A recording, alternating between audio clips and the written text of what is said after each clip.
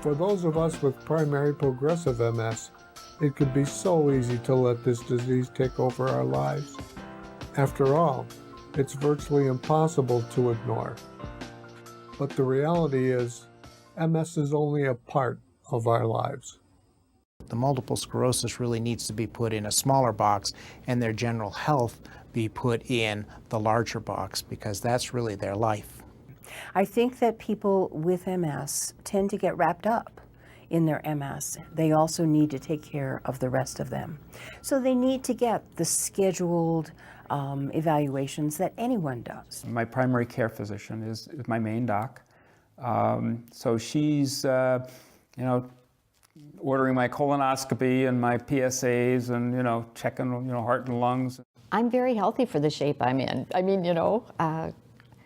this last week I went to the gynecologist. I had a mammogram. I do the things, I have a flu shot. I do the things to take good care of myself. Taking care of yourself is more than just seeing your doctor on a regular basis. It's about trying to keep control of your body and your life. Working on fitness is a good thing, working on nutritional benefits for health, working on psychological benefits for health, and working on purely the joy of life for your overall health are all important factors despite having a chronic illness. So I know I'm getting weaker and less enduring because I'm getting older. I'm getting weaker and less enduring because I have MS. And if I sat around doing nothing, I would get weaker and less enduring. So at least I have control over one thing, and that is activity. Exercise and fitness can be achieved by almost anyone with MS, as long as they've had the proper education, the proper evaluation, so that they can pick the exercise, the activity that they choose to take. I have a hand cycle. I get outside, and so it's a good way to exercise. While Tom's hand cycle may not be for you, nearly everyone can benefit from some sort of physical activity. An evaluation from a physical therapist is a good place to start. So what a physical therapy session does is that it loosens your legs up, keeps your body in its optimal situation for having MS. Spasticity or stiffness is one of my big issues. Stretching, motion is lotion, so to speak, that if I keep moving, then I don't get as stiff. If you can move it, move it. If you can't move it, have somebody else move it. So how's the weather out there? My legs don't work very well. My right arm is somewhat useful, but not all of it, because my dexterity is not real great. I do have my left hand, and so I can't do the normal exercises. I have range of motion exercises probably 3 to 4 times a week, which is more passive. It's not like active stretching, but they sort of move my legs and my arms around so that I can keep mobile and not freeze in a certain position.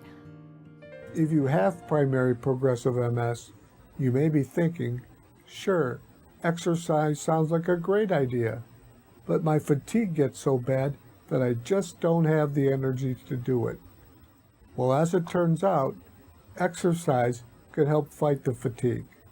We have found over time that if people can increase their activity levels, they increase their endurance and they lessen their fatigue. But no matter what you do, fatigue is a reality for almost everyone with MS. But what you can do is pay attention to your body and ration the energy that you do have. I have to figure out how I'm going to do that and how much energy I'm going to have to spend doing it. I call them $100 days or $75 days or $50 days. So if I'm having a $100 day, that's great. I'll do as much as I can with that. And that's where the fatigue management and energy management really comes in. I've just learned to say no when I realize that I have too many other things I choose to do or need to do that are going to use up some of those energy credits.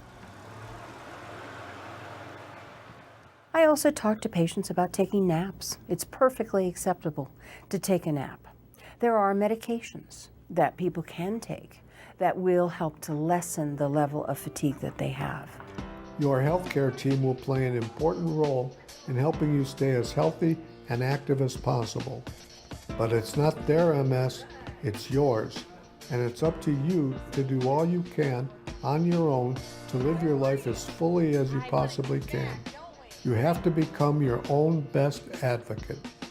Listen to your body and kind of know what your body's capable of doing, and then find ways that you can still do the things you enjoy doing. I have to be okay with who I am in this position, but they might find something to help, and I want to be ready. I don't want to be all tight and twisted. I know of people who think that when the cure comes that they just get out of their wheelchair and walk across the room. It's not going to happen that way. It's going to take time to restore those muscles and function. So I'm going to be in the best shape possible to enjoy that. My philosophy is I'm going to do as much as I can now to prepare myself for the future.